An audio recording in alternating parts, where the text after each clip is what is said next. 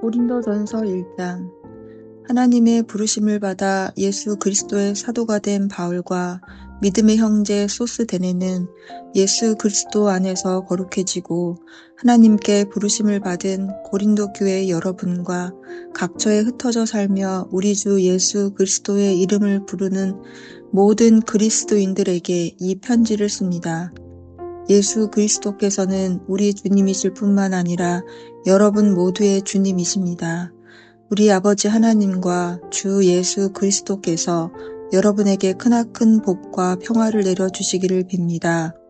하나님께서 여러분에게 내려주신 모든 놀라운 은사를 생각할 때마다 나는 감사의 마음을 금할 수가 없습니다.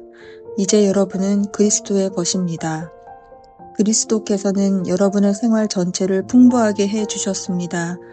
그리스도께서는 여러분이 그분을 위하여 담대하게 말할 수 있도록 도와주셨으며 진리를 충분히 이해할 수 있게 해주셨습니다. 전에 내가 그리스도께서 여러분을 위해 그렇게 해주실 것이라고 말한 그대로 다 이루어진 것입니다. 여러분은 우리 주 예수 그리스도께서 다시 오실 날을 기다리는 동안 그분의 뜻을 이루는 데 필요한 모든 은총의 선물과 능력을 받은 것입니다. 그리고 주께서는 자신이 다시 오시는 날 여러분이 죄와 허물이 없는 자로 바르게 설 수 있도록 끝까지 책임을 져 주십니다. 하나님께서는 분명히 그렇게 해 주실 것입니다. 하나님께서는 항상 말씀하신 것을 그대로 실천하시는 분이기 때문입니다. 하나님께서는 우리를 당신의 아들이신 우리 주 예수 그리스도와 사귈 수 있도록 불러주신 것입니다. 사랑하는 형제들이여, 주 예수 그리스도의 이름으로 여러분에게 호소합니다. 제발 싸우지 마십시오. 교회 안에 분열이 없도록 참마음으로 하나가 되십시오. 같은 생각과 목적으로 한마음이 되십시오. 사랑하는 형제들이여, 나는 여러분이 논쟁을 하고 다툼을 벌이고 있다는 말을 글로에의 집안 사람들 편에 들었습니다. 여러분 가운데는 나는 바울을 따른다, 나는 아볼로를 따른다, 나는 베드로를 따른다고 하면서 제각기 편을 가르고 또 다른 사람은 우리들만이 참으로 그리스도의 제자다라고 떠들고 다닌다고 하니 그게 바로 여러분 스스로 그리스도를 산산조각이 나게 한 것이 아니고 무엇입니까? 나 바울이 여러분의 죄를 위해서 죽었습니까? 여러분 가운데 어느 누가 내 이름으로 세례를 받은 사람이 있습니까? 지금 나는 그리스도와 가이오 외에는 아무에게도 세례를 주지 않은 것을 얼마나 감사하게 생각하고 있는지 모릅니다. 혹시 누구라도 내가 바울의 교회라는 것을 시작해서 어떤 새로운 것을 일으키려 한다는 오해라도 있을까 두렵기 때문입니다. 또 생각납니다. 나는 스데바나의 가족에게도 세례를 주었습니다. 그 밖에는 어느 누구에게도 세례를 준 기억이 없습니다. 그리스도께서는 세례를 주라고 나를 보내신 것이 아니라 복음을 전하라고 보내셨습니다. 그리고 비록 내 설교가 빈약하게 들릴지도 모르지만 나는 어려운 말이나 현학적인 사상 따위를 섞어 설교할 마음이 없습니다. 그리스도의 십자가를 그러한 말재간으로 헛되게 만들어서는 안 된다고 생각하기 때문입니다. 예수께서 우리를 위해 죽으셨다는 이 십자가의 도가 멸망할 사람들에게 얼마나 어리석게 들리는가를 나는 잘 알고 있습니다. 그러나 구원받은 우리는 이것이 바로 하나님의 능력이라는 것을 잘 압니다. 그래서 성경에도 이렇게 기록되어 있지 않습니까? 내가 앞으로 계속 이 백성에게 이상하고도 알 수 없는 일들을 하겠다. 그러면 이 백성 중에서 가장 슬기로운 이도 그 일을 깨닫지 못하며 총명한 이도 전혀 알아듣지 못할 것이다. 그러니 현명하다는 사람들, 학자, 이 세상의 어려운 문제들을 풀어간다는 이론가들이 다 무슨 소용이 있겠습니까? 하나님께서는 그들을 모두 어리석은 자로 보시고 그들의 지혜를 아무 쓸모없는 것으로 간주하지 않으셨습니까? 이 세상이 인간의 지혜를 가지고는 하나님을 발견할 수 없는 것도 하나님께서 지혜로운 경륜으로 그렇게 만드셨기 때문입니다. 그리고 세상 사람들이 어리석고 바보 같다고 말하는 그 하나님의 말씀을 믿으며 사는 사람들을 구원하기로 하신 것입니다. 유대인들에게는 이 말이 어리석게만 들릴 것입니다. 그래서 그들은 선포된 말씀이 진실이라면 그것을 증명할 수 있게 하늘의 표징을 보이라고 요구합니다. 또한 다만 자기들의 철학으로 해석할 수 있고 눈앞에 보이는 것만을 믿는 헬라인들에게도 이 말은 미련하게 들릴 것입니다. 그래서 우리를 구원하기 위해 죽으신 그리스도에 대해서 설명할 때면 유대인들은 기분이 상해 있고 이방인들은 모두 잠꼬대 같은 소리라고 합니다. 그러나 하나님께서는 유대인이나 이방인이나 가리지 않고 구원의 자리에 부르신 사람들의 눈을 열어주셔서 그리스도야말로 그들을 구원하시는 하나님의 크신 능력이요 지혜임을 알게 하셨습니다. 비록 사람의 눈에는 하나님이 하시는 일이 어리석어 보일지라도 그것은 인간의 어떤 지혜로운 계획보다 훨씬 더 지혜롭습니다. 그리스도께서 십자가 위에 죽으심으로써 하나님이 매우 약한 것처럼 보이지만 그분은 어떤 인간보다도 훨씬 더 강하십니다. 사랑하는 형제들이여, 여러분 주위를 둘러보십시오. 그리스도의 부름을 받은 여러분 가운데 과연 유명한 사람이 있습니까? 권력을 잡은 사람이 있습니까? 부자가 있습니까? 하나님께서는 이 세상에서 어리석고 아무 쓸모 없어 보이는 여러분을 일부러 선택하셔서 이 세상에서 현명하고 훌륭한 자라고 자처하는 사람들을 부끄럽게 하셨습니다. 하나님께서는 이 세상에서 업신여김을 받는 하찮은 사람들을 불러 쓸모있게 하심으로써 이 세상에서 위대하다고 하는 자들을 아무것도 아닌 자로 만드셨습니다. 그러므로 어떤 사람이든 하나님 앞에서는 자랑할 것이 하나도 없습니다. 여러분이 예수 그리스도를 통하여 생명을 얻은 것은 오로지 하나님께서 은혜를 베풀어 주신 덕입니다. 하나님께서는 당신의 구원 계획을 우리에게 알리시는 일을 그리스도께 맡기신 것입니다. 그래서 그리스도께서는 하나님께로부터 나오셔서 우리의 지혜가 되셨고 하나님께 우리를 받아들이도록 하셨습니다. 그리고 또한 우리를 바르고 거룩하게 하고 또 우리를 자유롭게 살게 해주시려고 친히 그 몸을 내주셨습니다. 그러므로 성경에도 누구든지 자랑하려거든 주님만을 자랑하라고 기록되어 있지 않습니까? 2장. 사랑하는 형제들이여, 내가 처음으로 여러분에게 갔을 때 나는 어려운 말이나 지식을 가지고 하나님의 말씀을 전하지는 않았습니다. 예수 그리스도와 십자가 위에서 맞은 그분의 죽음 외에는 말하지 않기로 결심하고 있었습니다. 여러분에게 갔을 때 나는 심약하고 떨리는 심정이었습니다. 그리고 웅변적이지도 못하고 인간적인 지혜를 사용하지도 않은 매우 단순한 설교를 하였습니다. 나는 오직 성령의 능력이 듣는 사람들에게 전해져서 그 설교가 하나님께서 직접 이루시는 말씀이라는 것을 알리고 싶었습니다. 나는 여러분의 믿음이 인간의 지혜가 아니라 하나님의 힘에 바탕을 두고 견고히 서기를 바라던 것입니다. 그러나 우리는 믿음이 성숙한 그리스도인들에게는 뛰어난 지혜의 말을 합니다. 그렇다 해서 그것이 이 세상의 지혜나 또 이 세상에서 곧 망해버릴 집권자들의 지혜를 두고 하는 말은 아닙니다. 우리가 말하는 지혜는 하나님께서 일러주시는 지혜입니다. 우리를 하늘의 영광으로 이끌어주시는 하나님의 지혜입니다. 이 계획은 감추어져 있었지만 이미 천지가 창조되기 전부터 우리를 위해 마련된 것입니다. 이 세상의 집권자들은 이것을 알지 못하였습니다. 만일 그들이 알았더라면 영광의 주님을 십자가에 못 박지는 않았을 것입니다. 그것은 성경에 기록된 그대로입니다. 주님과 같으신 신이 있다는 것을 우리는 듣지도 못하였습니다. 구원해달라고 기다리는 모든 사람에게 그토록 엄청난 일을 행하시는 것을 눈으로 본 일도 없습니다. 그러나 우리는 이 일을 알고 있습니다. 하나님께서 성령을 통하여 우리에게 알려주셨기 때문입니다. 성령은 하나님의 가장 깊은 비밀까지도 통찰하여 우리에게 알려주십니다. 사람이 무엇을 생각하고 있는가, 또 그 사람이 실제로 어떤 인간인가 하는 것은 그 사람 자신밖에는 알지 못합니다. 이처럼 하나님의 생각도 하나님의 영 외에는 아무도 알지 못하므로 하나님께서는 이 세상의 영이 아닌 하나님의 영을 우리에게 주셔서 하나님께서 값없이 우리에게 주신 놀라운 은혜의 선물을 알게 하셨습니다. 이 선물에 대해 말할 때 우리는 인간의 말을 사용하는 것이 아니라 성령께서 가르쳐 주신 말을 사용합니다. 성령의 일을 설명하는 데는 성령의 말이 필요한 것입니다.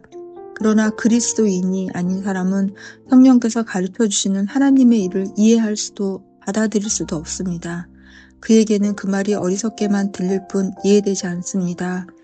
마음으로 성령을 영접한 사람만이 성령께서 말씀하시는 의미를 이해할 수 있기 때문입니다. 성령을 영접한 사람은 모든 것을 꿰뚫어 압니다. 그러나 그분을 전혀 이해하지 못하는 이 세상 사람들은 방황하며 헛되이 애씁니다. 주님의 생각도 모르고 주님과 의논한 일도 없는데 어떻게 이 세상 사람이 그것을 알 수 있겠습니까? 그러나 놀랍게도 우리 그리스도인은 그리스도의 생각을 알고 있는 것입니다. 3장. 사랑하는 형제들이여, 나는 여러분에게 어떻게 사는 것이 그리스도인다운 삶인지를 마치 어린아이에게 하듯 이야기하였습니다. 여러분이 주님을 따르지 않고 마음대로 행동하고 있으니 어떻게 성령이 충만하여 올바르게 사는 그리스도인을 대하듯 말할 수 있겠습니까? 나는 여러분에게 단단한 음식은 먹이지 않고 젖을 먹였습니다. 여러분이 단단한 음식은 소화시켜낼 수가 없기 때문입니다. 아직도 여러분은 젖을 먹어야 할 형편입니다. 여러분은 젖먹이처럼 하나님의 뜻을 따르지 않고 자기 마음대로 행동하고 있습니다. 서로 시기하고 팔을 만들어 싸우고 있습니다. 이것이야말로 아직도 여러분이 덜 자란 아이처럼 제멋대로 행동하고 있다는 증거가 아니고 무엇이겠습니까? 여러분은 전혀 주님을 믿지 않는 사람들과 똑같은 행동을 하고 있습니다. 여러분 가운데 바울과 아볼로 중에 누가 더 위대하냐 하는 문제로 교회를 분열시키는 사람들이 있다니 그것이 곧 여러분이 주님 안에서 조금도 성장하지 못했다는 것이 아니고 무엇이겠습니까? 나는 누구이고 아볼로는 누구이기에 우리가 싸움의 원인이 된단 말입니까? 우리는 단지 하나님의 종에 불과합니다. 우리는 각기 다른 능력을 가지고 여러분이 하나님을 믿게 도왔을 뿐입니다. 그런데 왜 그렇게 야단들입니까? 내가 여러분의 마음에 씨를 뿌렸다면 아볼로는 거기에 물을 주는 일을 하였습니다. 그러나 여러분의 마음속에서 그것을 키워주신 분은 하나님이지 우리가 아닙니다. 씨를 뿌리는 사람이나 물을 주는 사람은 그다지 중요하지 않습니다. 키워주시는 하나님만이 중요한 분입니다. 아볼로와 나는 같은 목적을 위해 한편이 되어 일하고 각기 수고한 만큼 상을 받을 뿐입니다. 우리는 다만 하나님의 동역자에 불과합니다. 여러분은 우리 밭이 아니라 하나님의 밭입니다. 여러분은 우리가 지은 집이 아니라 하나님께서 세우신 집입니다. 하나님의 은총으로 유능한 건축자가 된 나는 기초를 놓았고 아볼로는 그 위에 건물을 세웠습니다. 그러나 그 기초 위에 건축하는 데는 세심한 주의가 필요합니다. 우리는 이미 예수 그리스도라는 참 기초를 놓았으니 그 위에 다른 어떤 기초도 놓을 수가 없습니다. 그러나 그 기초 위에는 여러 가지 다양한 재료를 가지고 건축할 수 있습니다. 어떤 사람은 금은 보석을 사용할 것이고 또 어떤 사람은 나무나 풀 또는 짚을 사용할 것입니다. 그리스도의 심판날이 오면 모든 사람들이 세운 건축물은 불의 시험을 받아 건축자가 각각 어떤 재료를 사용하였으며 또 건물이 존속될 것인가 참으로 완벽한 건물인가 하는 것이 모든 사람의 눈앞에 드러날 것입니다. 그리하여 그 기초 위에 적절한 재료로 건물을 지음으로써 그가 지은 건물이 불을 견디어내면 그 사람은 상을 받을 것입니다. 그러나 그가 세운 건물이 불타버린 사람은 큰 손실을 입게 될 것입니다. 그리고 그 사람 자신은 화염 속을 빠져나와 겨우 목숨만은 구하듯 그렇게 구원받을 것입니다. 여러분은 누구나 다 하나님의 성전이며 하나님의 영이 하나님의 성전인 바로 여러분 속에 계신다는 것을 깨닫지 못합니까? 만일 누구든지 하나님의 성전을 더럽히거나 허물어버리면 하나님께서는 그 사람을 멸망시키실 것입니다. 하나님의 성전은 거룩하고 정결합니다. 여러분이 곧 하나님의 성전입니다. 자신을 속이지 마십시오. 만일 여러분이 이 세상 표준으로 판단해서 여러분 자신을 스스로 매우 슬기롭다고 생각한다면 그 모든 생각을 내던져 버리고 차라리 바보가 되십시오. 그래야 정말 슬기로운 사람이 됩니다. 이 세상 지혜는 하나님께서 보실 때는 어리석은 것입니다. 성경에 하나님께서는 슬기롭다 자처하는 자를 다들 궁리하는 것 순식간에 끝장내 버리시지 라고 기록되어 있듯이 인간은 자기 지혜에 걸려서 넘어지는 것입니다. 또 여호와께서는 저들이 무슨 생각을 하는지 그것이 얼마나 허망한 것인지 모두 잘 알고 계신다라는 말씀도 성경에 기록되어 있습니다. 그러므로 이 세상의 지혜를 자랑하지 마십시오.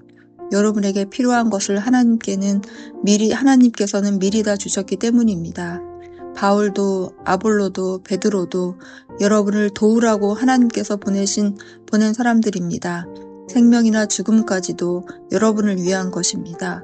하나님께서는 온 세상을 여러분이 사용하도록 주셨습니다. 현재의 것도 미래의 것도 모두 여러분에게 주셨습니다. 모든 것은 여러분의 것입니다. 그리고 여러분은 그리스도의 것이며 그리스도는 하나님의 것입니다. 4장. 여러분은 아볼로와 내가 하나님의 감추인 비밀을 맡은 그리스도의 일꾼임을 알아야 합니다. 일꾼에게 가장 중요한 것은 주인이 시키는 대로 따르는 것입니다. 그런데 나는 어떻습니까? 충실한 일꾼답게 일해왔다고 여러분은 보십니까? 그러나 여러분이 어떻게 생각하든 또 누가 어떻게 생각하든 나는 그런 것에 개의치 않습니다. 나 자신의 판단도 믿지 않습니다. 내 양심에 조금도 거리끼는 일이 없다고 해서 내가 죄없는 사람이라고 내세울 생각도 없습니다. 나를 판단하시는 분은 주님이시기 때문입니다.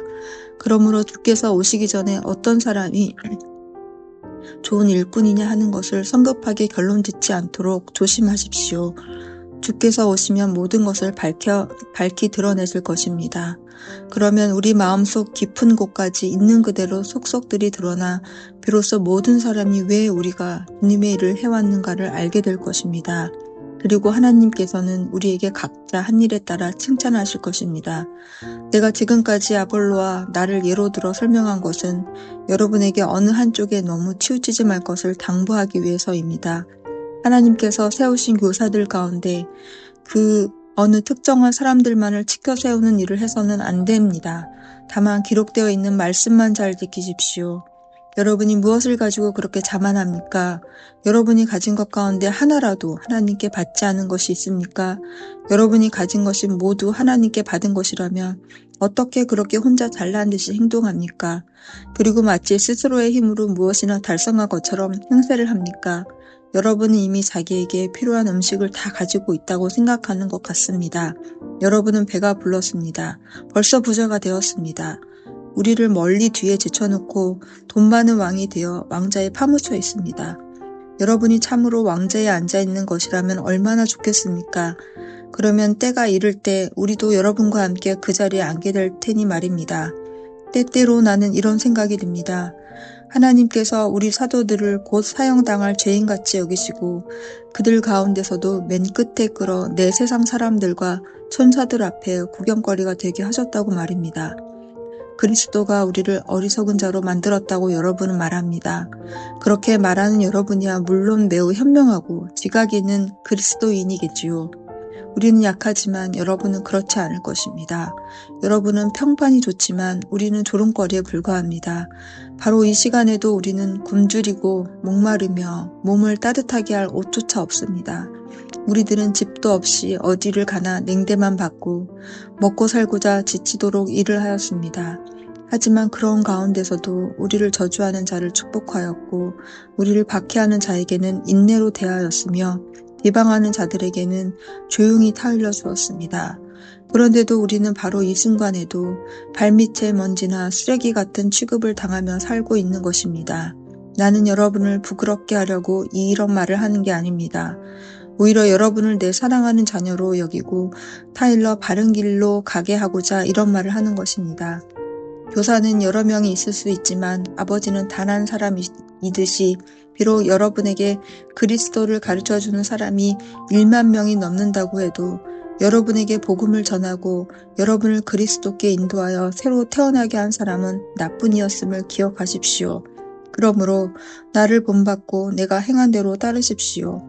내가 디모데를 여러분에게 보내는 것도 바로 이 점을 알려 여러분을 돕고자 한 것입니다. 그는 내가 그리스도께 인도한 사람입니다. 또한 주님 안에서 사랑과 믿음으로 맺어진 내 아들입니다. 그는 내가 모든 교회에서 가르치고 실천하고 있는 그리스도인의 생활 규범을 여러분에게 일깨워 줄 것입니다. 여러분 중에는 내가 여러분을 찾아가지 않을 줄 알고 교만한 행동을 하는 사람이 있다는 것을 알고 있습니다.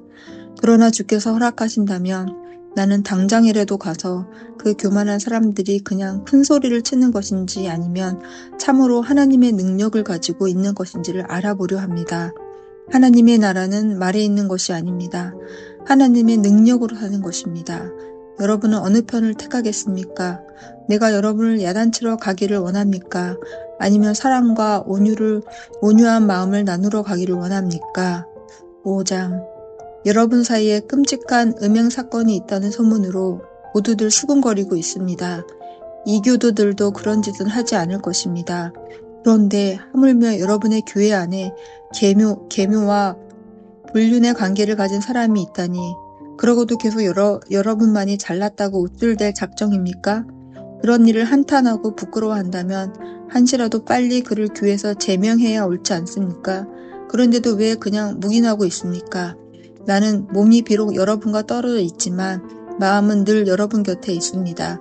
이렇게 나는 여러분과 함께 있는 것이나 다름없는 까닭에 주 예수 그리스도의 이름으로 이미 그를 단죄하였습니다. 그를 사단의 손에 내어주었다는 말입니다. 육신은 멸망케 되더라도 우리 주 예수 그리스도께서 오실 때 그의 영혼만은 구원받게 하려는 것입니다.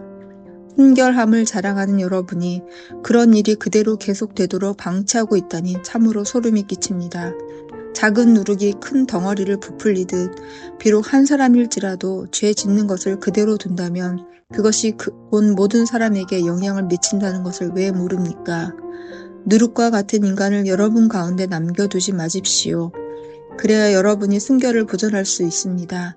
유월절 희생양이신 그리스도께서는 우리를 위해 죽임까지 당하셨습니다. 그러니 미움과 악과 음행으로 가득한 옛 생활을 버리고 그리스도인답게 굳세게 성장해 갑시다. 미움과 악이라는 묵은 누룩이 들어간 떡 대신 진실이 담긴 순수한 떡, 곧 누룩 없는 떡으로 명절을 지킵시다. 나는 앞서 여러분에게 써보낸 편지에서 악한 사람들과 어울리지 말라고 당부한 적이 있습니다.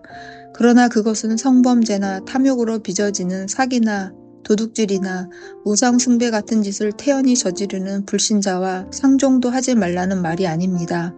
그렇게 하자면 여러분은 이 세상 안에서 살아나갈 수 없을 것이기 때문입니다.